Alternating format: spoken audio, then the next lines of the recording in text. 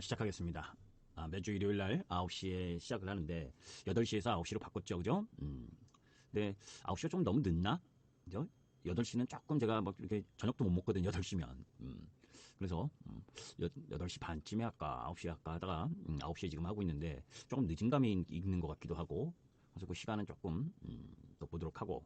자, 일단 뭐 1시간 내에 끝내려고 하는 게 주말 방송인데, 주말 방송에 너무 오래 하면 그죠? 마지막 쉬는 날, 그죠? 피곤할 수도 있기 때문에. 그래서 1차적으로는 1시간 내에 끝내려고 할 텐데, 오늘은 좀 이야기를 여러 가지를 하려고 하고 있기 때문에, 일부에서, 일단 미국 시장 금요일 움직임하고, 그 다음 이번 주 주간의 중요한 내용들, 실적 발표라든지, 경제 지표, 이런 부분에 대해서 이야기를 하고, 2차, 2부 부분에 있어서는, 섹터별, 업종별 흐름, 뭐, 요 정도를 이야기를 하도록 하고, 3부, 세 번째 부분에 있어서는, 뭐 우리가 지금 주요하게 매매를 하고 있지는 않지만 그래도 전기차와 관련된 부분, 2차 전지와 관련된 부분과 그 다음 금리 인하와 연관돼서 우리 시장도 금통위를 통해서 금리 인하를 할 수 있느냐 하는 부분, 이런 부분들을 이야기를 하려고 하는데 뭐 내용 다 1시간 안에 끝내기는 쉽지 않아. 그래서 바쁘신 분들은 뒤에 2, 3부 부분은 중요한 내용들이 아니니까 그죠? 일부만 들으시고 우리 시장하고 미국 시장 연관해서 어떤 모습을 주말에 보였느냐, 그것도 사실은 뭐 내일 아침에 또 간략하게 이야기를 할 거기 때문에 바쁘신 분들은 굳이 안 들으셔도 된다. 아셨죠? 다만 이제 주말 방송을 할 때 뭐 너무 인원이 안 들어오면 그죠? 이야기할 내용이 자꾸 줄어들게 되지, 그죠? 그런 부분들 때문에 그러는 거니까 뭐 굳이 바쁘시면 뭐 패스해도 돼요. 아셨죠? 자, 시작하도록 하겠습니다. 뭐 지금 넘어가는 종목들 흐름들을 보게 되면 뭐 먼저 올해 코스닥의 75%가 다 마이너스 스윙이라고 할 만큼 우리 시장에 코스닥 시장이 글로벌 시장에서 꼴찌다라는 건 여러분들이 익히 알고 있고, 그죠? 그런 가운데에서 시장은 참 미국 시장이 올라갈 때도 버벅버벅 되더니, 그죠? 4월 이후부터 우리 시장이 계속 비실비실한 흐름을 보여줬고, 그런 가운데에서 미국의 AI 관련주들이 상승 흐름을 보이다가, 그런 가운데 이제 우리 시장에서 대미 수출주인 전력기계, 그리고 방산, 그리고 조선, 화장품, 의식료, 뭐 5대 소비주부터 시작을 해서 상승하다가 8월 5일 날 미국 ISM 제조업 지수가 안 좋게 나오고, 그런 가운데에서 미국의 금리 인하 사이클로 이제 들어설 수 있는 상황 속에서 일본 시장의 금리 인상, 그러면서 이제 8월 5일 엔캐리 트레이드 청산, 이 부분 때문에 글로벌 시장이 급락을 했었고, 그런 가운데에서 대부분의 증시가 회복을 하고 있는 과정인데 우리 시장만 유독 힘이 없는 상황, 그 속에서 중국이 그죠? 대규모 경기 부양 흐름이 진행되면서 글로벌 수급이 또 중국 쪽으로 넘어가는 그런 형태가 보이다 보니까 참 중간에서 별 볼 일 없는 시장으로 지금 전락하고 있는 게 우리 시장 모습인데, 그런 부분들 속에서 수급적 이슈라고 할 수 있는 금투세, 이 부분이 이제 지난주 결정이 됐어야 되는데 또 야당이 미루면서 이번 주 뭐 월요일 정도에 결정을 할 것이다라고 보여지는데, 여튼 유예나 폐지, 뭐 이쪽 조건부 폐지거나 뭐 조건부 유예 뭐 이런 쪽으로 가겠죠, 그죠? 폐지하면 조금 정치적 부분에 있어서 눈치 보이니까, 그죠? 폐지라고는 하진 않을 거고 조건부 유예 뭐 이런 쪽으로 가면서 폐지의 단계로 갈 부분인데, 항상 이렇게 보게 되면 여러분들이 논란의 중심에 되고 있는 정치 흐름들을 이렇게 보다 보면 참 여당이든 야당이든 간에 국익 우선이 아니고 자기네들 정권 획득이나 그리고 자기네들 기득권 부분에 있어서의 우위를 계속 점하려고 하는 그런 흐름 부분들로 정책을 입안하는 그런 흐름들이 보여지기 때문에 안타까운데, 그게 뭐 하루 이틀도 아니고, 그죠? 자, 이제 그런 가운데에서 미국 시장의 흐름을 한번 보도록 합니다. 사실 ADP 민간 고용이 양호하게 나오면서, 그죠? 미국 시장에 있어서 고용 흐름이 뭐 양호하게 나올 것이다라고는 우리가 예상을 했었던 부분이잖아, 그죠? 좋아도 너무 좋게 나왔어. 미국의 9월 고용 보고서가 9월달, 그죠? 그래서 미국 시장이 다우지수가 0.8% 오르고 나스닥이 1.2% 오르고, 그죠? 전체적으로. 왜냐면 고용 부분이 이제 숙제였었는데 고용이 너무 좋게 나오다 보니까 뭡니까? 이 금리 인하에 대한 B컷, 11월 B컷에 대한 기대감은 물 건너가는 모습이지만 0.5bp 정도 인하한다는 이야기지. 뭐 동결까지도 이야기가 나오고 있으니까. 그러니까 지금 우리가 ISM 제조업 지표 안 좋고 그런 가운데에서 8월 5일 날 3회 룰이니 해서, 그죠? 실업률이 조금 높아졌다고 막 난리 부르스를 치던 때야 비교를 하면 엄청나게 좋은 흐름을 보여줬어요, 이번에 고용 부분이. 그죠? 그러면서 컨센서스를 훨씬 뛰어넘는 비농업 신규 고용이 25만 4천 개 증가. 예상이 15만 개였는데, 그리고 8월 달에 15만 9천 개였었는데 25만 4천 개. 그러니까 10만 개 정도의 일자리 부분이 더 늘어났으니 이게 무슨 수치입니까? 그죠? 그러니까 우리가 이제 주식을 하면서 보게 되면 이 어느 정도 납득할 정도의 예상 범위 내에서 움직여져야 되는데, 뭐 수치 부분이 그 미국에서 나름 이제 관련 기관들이 예상하고 있는 예상 수치보다 너무 그 관련 범위를 벗어나면 믿을 수가 없잖아, 그죠? 그런 이제 부담이 있는데, 여튼 최근 3개월치 월 평균 기준 부분이 11만 6천 개. 이전에 제가 여러분께 말씀드렸었던 거 있죠. 미국의 비농업 고용이 10만 개 이상만 되면 전혀 이상이 없다. 그죠? 10만 개 이하로 내려갔을 때가 경기 침체 우려지, 10만 개 이상에서는 크게 우려할 부분이 아니다. 임계치에 와닿은 부분이긴 해도, 그죠? 그래서 선제적으로 0.5bp 비컷을 단행했는데 9월 달에 뭐 그 효과인지, 그 효과가 아직 뭐 진행되기는 시간이 적음에도 불구하고 여하튼 9월 고용이 컨센서스를 훨씬 넘는 흐름을 보여줌으로 인해서 미국 시장이 골디락스 경기도 좋은 가운데에서 금리를 인하할 수 있는 그런 흐름 부분. 왜냐하면 지금 인플레이션이 잡혀가고 있는 것이 확실하니까 금리를 인하 안 할 이유가 없지. 그죠? 금리를 인하를 하긴 하는데 다만 이제 그 속도를 조절하면서 하는 부분으로 고용 지표가 양호하게 나왔고, 그 면면을 보더라도 업종 전반에 교육이나 의료, 뭐 레저, 건설, 뭐 전반적으로 다 좋은 흐름을 보여준 고용이었다. 그죠? 거기에 이제 시간당 평균 임금이 전월 대비 0.4% 오르면서 8월 그 0.4%하고 비슷했는데 전년 대비로는 조금 더 높은 흐름을 보여준 게 조금 5개 T 정도. 그거 외에는 전체적으로 양호한 흐름을 보여준 상황이. 그래서 이제 이런 부분들을 보게 되면 뭐예요? 미국계 고용과 그리고 그 속에서 나름 경제 지표 흐름들이 양호하게 나왔기 때문에 결국은 시장에 있어서는 그 요인은 또 뭐가 되는 거예요? 달러 강세를 가져가는 요인이잖아. 그죠? 그래서 지난번에도 한번 여러분들 이 100까지 내려왔을 때 달러 약세가 계속될 거다? 그렇지 않다. 그죠? 그때 여러분들께 그 도지코타임 그 원고 내용을 보여드리면서 이야기를 했잖아요. 그죠? 100까지 왔기 때문에 이제 반등이 들어올 가능성이 높다. 그죠? 그래서 지금 어제 이 달러가 강세를 보이고 국채금리도 강세를 보이고 그러면서 지금 102.2까지 다시 올라온 부분. 그러니까 뭐예요? 반대로 N달러는 그죠? N달러는 엔화 부분은 104.8 148, 104.8이 아니라, 그죠? 140엔 이하로 내려오면 위험한데, 148.679. 그러니까 요 149 정도까지 지금 반등하는 흐름을 보여줬자. 그죠? 그러니까 상대적 흐름 부분을 함께 갖고 있는 거지. 거기에 이제 달러 부분을 보면 뭡니까? 1346원으로 다시, 환율, 원화도 약세를 보이는 흐름. 이러니까 다시 이제 수출주 쪽에 양호한 흐름을 제공할 수 있는 요건이 전개가 된 거지. 자, 이제 그러한 부분들 속에서, 미국 시장에서 섹터별로 보게 되면 뭐 엔비디아에 대한 JP모건인가? 또 목표가 상향 이야기가 나오면서 엔비디아도 소폭 오른 부분이죠, 그죠? 그런 부분들 속에서 지금 시장 종목 부분들이 전반적으로 상승 흐름을 뭐 아마존, 테슬라도 뭐예요? 그 전날 떨어졌다가 뭐 중국에서 인도량이 좀 기대치보다 못한 부분, 그 부분이었다가 다시 이 유럽 쪽에서 관세 부과를 확정했죠. 중국 전기차에 대한. 그죠? 독일이나 뭐 한 5개 국가가 반대를 했지만 전반적으로 유럽 부분에 있어서 그 관세 부과에 대해서 찬성을 했기 때문에 그 부분이 좀 일정 정도 가미가 된 부분이고, 주요 기업들 대부분이 다 상승하는 흐름을 보여줬다라고 보시면 돼요. 그래서 전반적으로 미국 시장은 양호한 흐름을 보여준 상황이다라고 보시면 되겠어요. 자, 이제 그런 가운데에서 지수적으로 한번 이제 미국 시장, 해외 시장 흐름 부분을 체크해 보면, 자, 일단 다우존스가 뭐예요? 요 다우지수도 미국 시장의 다우지수도 뭐예요? 한 보름 가까이 계속 박스권만 그렸지, 그지? 옆으로 횡보하면서. 나스닥 역시 그죠? 최근 보름 정도를 보게 되면 올랐다 내렸다 올랐다 내렸다. 그래서 제가 이야기한 게 뭐예요? 미국 시장이 그죠? 세게 오르지도 못하고 세게 내려가지도 못하는 박스권 흐름이 지속될 가능성이 높다. 그지? 자, 이제 S&P 500도 마찬가지. 그런 가운데에서 모양은 잘 만들어놨잖아. 그죠? 어떻게 상승할 수 있는 모양들을 다 만들어놨어. 그죠? N자형으로 상승할 수 있는 부분을 여기 다우지수도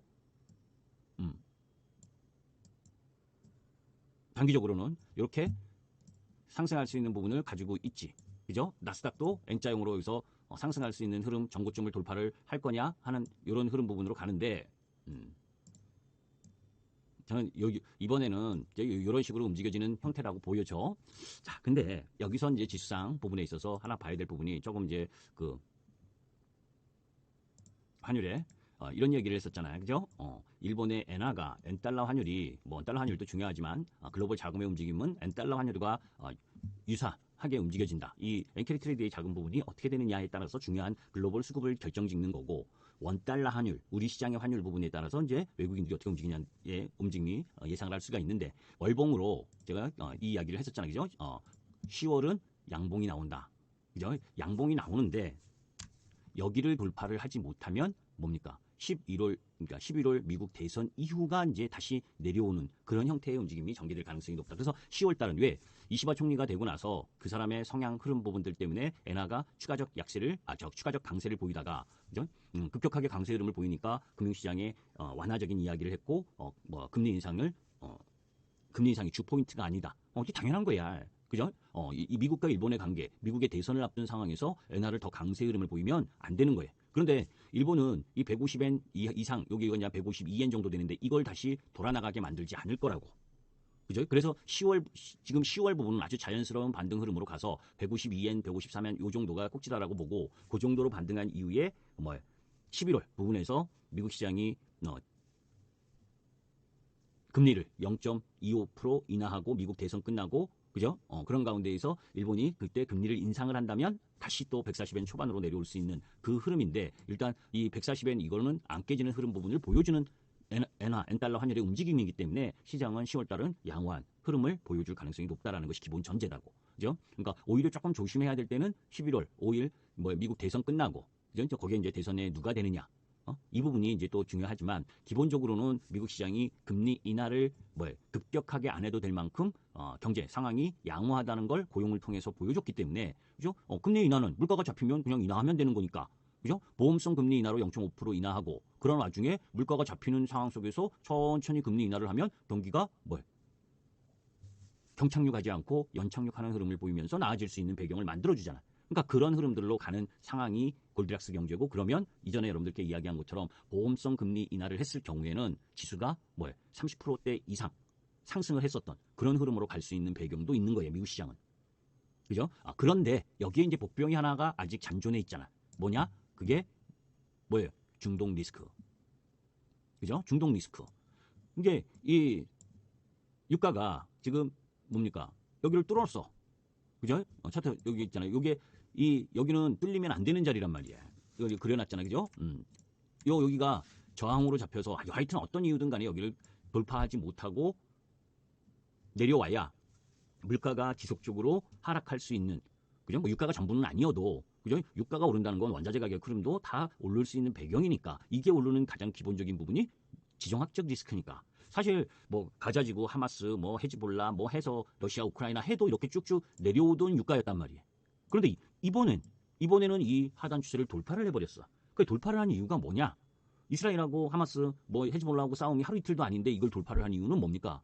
이스라엘이 이란의 정유시설이든 핵시설이든 기간산업이든 어떤 부분을 얼마만큼 공격을 강화하는 그 흐름에 대한 우려잖아.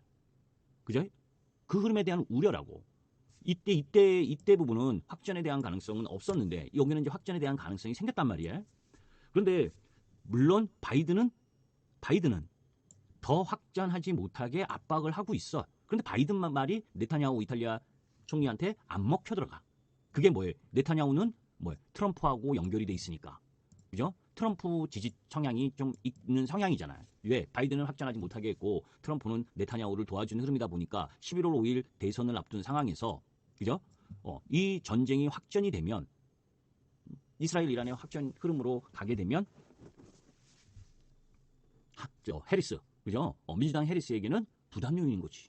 거기다 지금 러시아가 대규모 공격을 통해서 우크라이나를 조금 더 압박하고 있는 상황이잖아요. 이것도 그죠? 바이든에게는 이 두 개의 전쟁에서 이 해리스보다 트럼프를 원하는지는 모르겠지만 여튼 러시아도 갑자기 이 우크라이나에 집중 화력을 쏘면서 하고 있으면 이 러시아의 우위 쪽으로 우크라이나 전쟁이 더 진행되는 상황이 진행되면 너 2년 동안 뭐 했냐, 그죠? 우크라이나에게 돈 지금 엄청나게 군사 지원을 하고 있는 이 바이든 정부한테 안 좋을 거고, 그죠? 이 이스라엘과 이란 이게 확전이 나게 되면 또 국제적인 이런 관계를 제대로 마크하지 못한 그 부담이 해리스한테 또 들어오잖아요. 지금 해리스하고 트럼프하고 격차가 3, 4% 내외에서 해리스가 근소한 차 우위고 물론 실리콘밸리나 이쪽 부분에서 트럼프를 지지했었던 이 대부호가들 이런 쪽이 지금 해리스 쪽으로 이동하고 있긴 하지만 이런 정치적이고 군사적인 부분에 있어서 이 러시아가 우크라이나 공세 강화 그리고 이탈리아가 바이든의 말을 듣지 않고 이란의 핵시설이든 핵시설은 조금 그렇다 쳐도 정유 이런 기간 산업에 대한 공격을 확대할 경우 트럼프 돕는 결과를 갖게 되는 그런 부분 때문에 네타냐후는 분명히 민주당보다는 트럼프를 더 선호한다라는 건 우리가 여태 지나온 발자취를 보면 알 수 있으니까 그러면 이 전쟁이 확전될 수 있는 부분으로 올라갈 수 있다는 거지. 그죠? 요게 하나 지금 어떻게 될지가 저도 여기서는 답을 잘 모르겠어 솔직히. 그죠? 왜냐하면 지금 네타냐후가 바이든 말을 안 들으니까 미국 말을. 그죠? 그런데 기술적으로 보면 아주 유가의 움직임이 기분이 좀 나쁜 부분. 요게 이제 물가를 다시 상승시킬 수 있는 요인으로 작용하기도 하고 부담을 주는 글로벌 경제에 부담을 주는 요인이기도 하니까. 그죠? 그러니까 요 부분인데 사실 요 부분이 그 시장 글로벌 시장의 상승 추세를 훼손하는 흐름으로 진행되는 부분까지의 확전을 우려하진 않아. 다만 이것 때문에 상승의 폭을 제한할 수 있는 요인으로 작용할 가능성 때문으로 그러는 거지 단기적으로. 그러니까 그런 부분이 좀 부담인 요인이다. 그죠? 자, 그러면 이제 기본적으로 여기서 V자로 들어왔고 이전 여기 이제 유가의 저항이 가장 강력한 부분은 여기라고 봐. 77불에서 요 76불 요 정도가 왜 여기냐면 여기는 거래가 많이 위치 잡으면서도 그 핵심은 77불이고 그죠? 지금 WTI 기준 74불까지 왔으니까 한 3, 4불 더 오르면 그죠? 이 확 부추기면서 클라이막스를 보일 거냐? 그죠? 어떻게 이스라엘이 이란에 공격은 분명히 할 건데 보복을 그죠? 어느 정도 하느냐는 그거는 지켜봐야 될 부분이고 이번 주 계속 언제 어떤 방법으로 하는지 봐야 될 숙제다라고 보시면 돼. 자 이제 그런 정도고 그 속에서 우리 시장으로 보면 우리 시장 업종 흐름으로 보게 되면 사실 지난주는 그죠? 전 그 시장 전반에 호재보다는 악재가 더 많았던 시장이지. 그제? 전체적으로 지난주가 그랬던 시장이기 때문에 이번 주에 이제 반등 기대감을 좀 갖게 되긴 만드는데 자, 하여튼 코스피 기준으로 보게 되면 여기 하락 부분을 돌아서 나와가지고 참 힘들게 움직이고 있어 한마디로 말하면 그죠? 이 주 추세를 이게 삼성전자 모양하고 똑같거든. 거의 비슷한 흐름이거든. 삼성전자가 이렇게 코스피도 이렇게 올라가던 게 뭡니까? 이 엔캐리 트레이드 자금 이야기 나오면서 급락하고 그리고 나서 지금 삼성전자 모습하고 비슷해진 거 아니에요? 모습을 딱 보면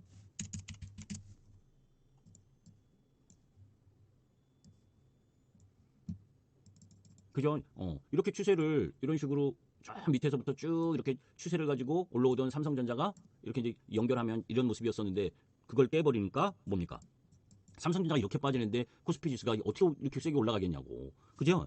다만 이제 삼성전자가 저 정도 빠졌으니까 더 내려갈 부분이 지수가. 그죠? 지수에 대한 부담은 더 내려갈 부담은 얘가 더 내려가야 더 많이 내려가야 될 텐데 저는 이 반도체 쪽이 제가 안 좋다고 그러지만 여기서 이렇게 더 내려갈 모습이 아니라 지난번 이야기한 것처럼 이 박스권을 정도를 그리는 모습으로 예상을 하기 때문에 지수는 여기서 더 내려갈 부분은 크지 않다라고 보는 쪽이야.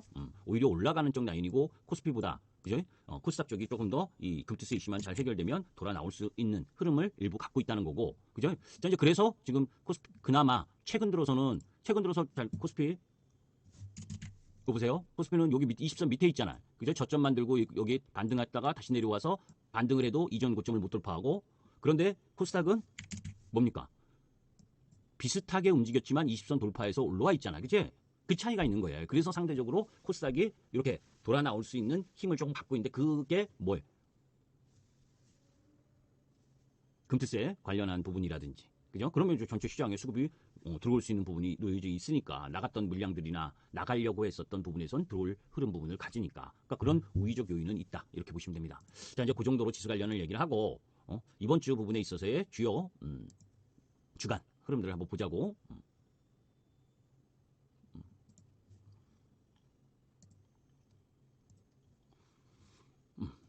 자 이번 주 부분에 있어서 자 이제 월요일은 중국이 계속 휴장이야.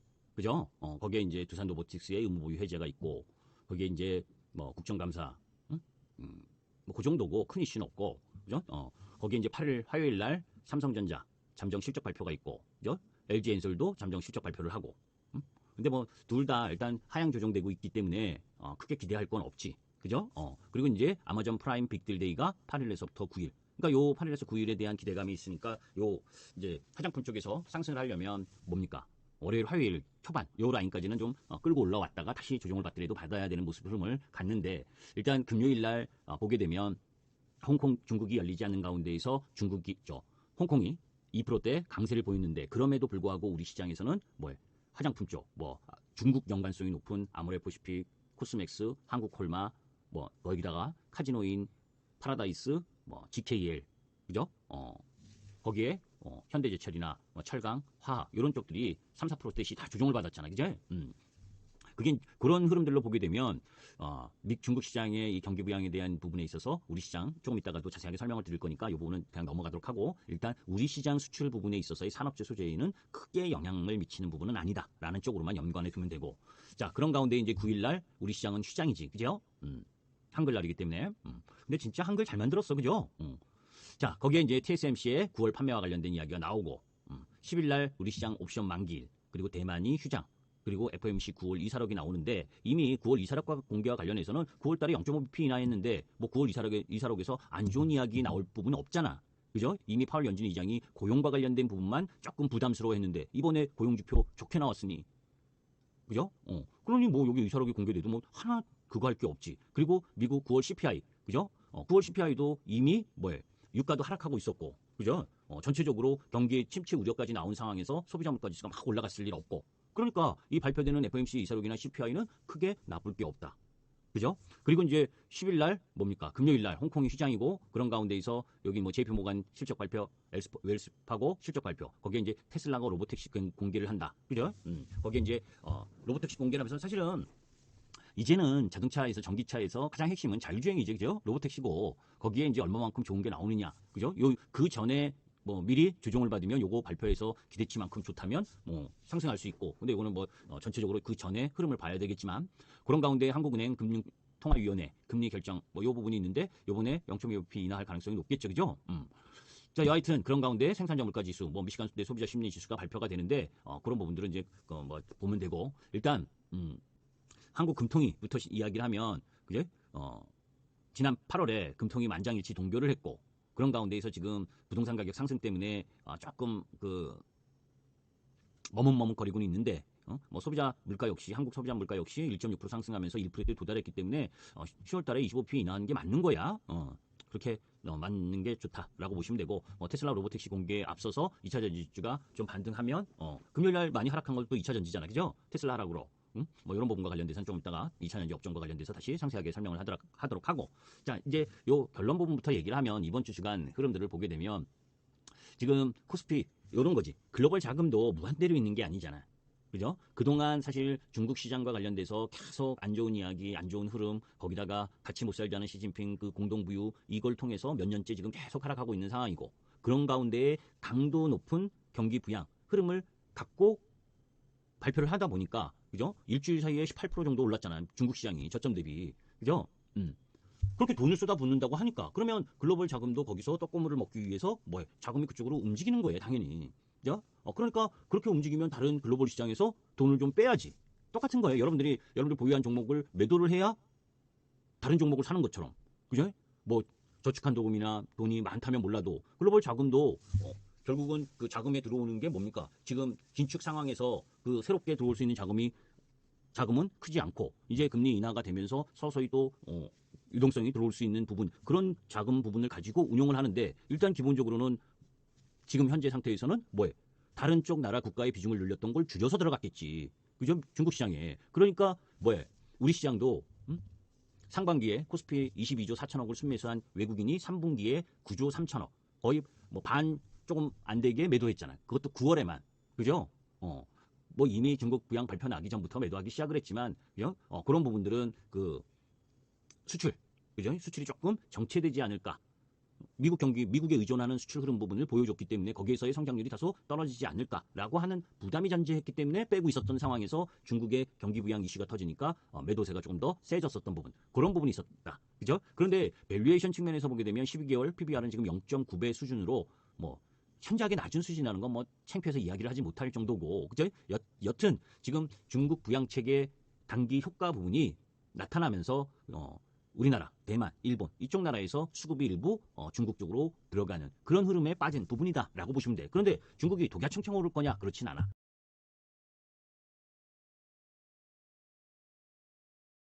지금이 이제 1차 상승을 했고 조금 눌림목 주고 그다음에 2차 상승은 한 번 정도는 더 남았다라고 보는데 그게 구조적으로 이어질지는 저는 의문이기 때문에 들어가지 못한다. 그리고 우리 기업들이 중국의 저 경기 부양에 우리 자체 내의 기업들이 수혜받을 수 있는 섹터나 기업 자체가 크지 않다라고 보고 있기 때문에 그죠? 뭐 기술적으로 반등은 나올 수 있지, 그지? 우리나라 좀 뭐 산업재 소재, 뭐 화학, 철강, 뭐 중국 관련주들 얼마나 많이 떨어졌어. 그러니까 얘네들 틈타서 뭐 반등은 일부 나올 수 있어도 추세를 가지고 움직이기가 어렵다라는 쪽이야. 자, 뭐 여기서는 신한증권 여기에서는 중국 경기 부양책에 따른 경기 개선 기대가 주시에 주는 영향도 중요한데, 그죠? 그러면서 중국 경기 회복에 뭐 펀더멘털 개선 뭐 이런 쪽에 장기적으로 긍정적이다라는 이야기를 하는데, 그죠? 그 장기적으로 개선하려면 시중의 유동성에 의한 흐름보다 그 유동성이 중국 기업들에게 구조적으로 성장할 수 있는 빌미를 제공해 줄 수 있는 부분이어야 되는데 그 부분은 미국과 중국의 관계 개선이 아니면 미국과 서방 국가의 관계 개선이 아니면 크지 않다라는 쪽이기 때문에 저는 지금 이 부분은 단기적으로 대응해야 될 부분이지 장기적으로 보면서 중국을 들어갈 요인은 아니다라고 보는 쪽이에요. 그죠? 자, 여기에서 이제 보고 싶은 부분은 우리나라의 수출 가운데 중국이 차지하는 비중은 2020년도에 30% 이상에서 지금 20% 내외, 20% 이하에 와 있어요. 그러니까 중국 수출 비중도 현저하게 지금 낮아진 상황이라고. 그죠? 자, 이제 그런 가운데에서 지난주 우리 시장, 지난주와 지지난주 2주 동안 이거하고 똑같은 거예요, 여러분들. 응? 똑같은 화장품도 그죠? 중국 저 경기 부양 안 되니까 아모레퍼시피, 코스맥스, 그죠? LG생활건강 이쪽이 막 올랐었잖아. 이게 뭐냐면 당시 중국의 경기 부양하고 막 하니까 펀더멘탈은 생각 안 하고, 그죠? 중국이 저런 돈을 많이 풀면 중국 쪽의 소비 주인 아모레퍼시픽과 코스맥스피가 더 잘 어울리지 않겠냐, 그런 자금이 들어오듯이 외국인 자금도 기관 자금도 그렇게 빠진 상황이 지난주, 지지난주 그 부분이었단 말이에요. 그죠? 그래서 다시 여기서 다시 되돌아가 보면 9월 24일이었지, 그죠? 차트를 보면 아모레퍼시픽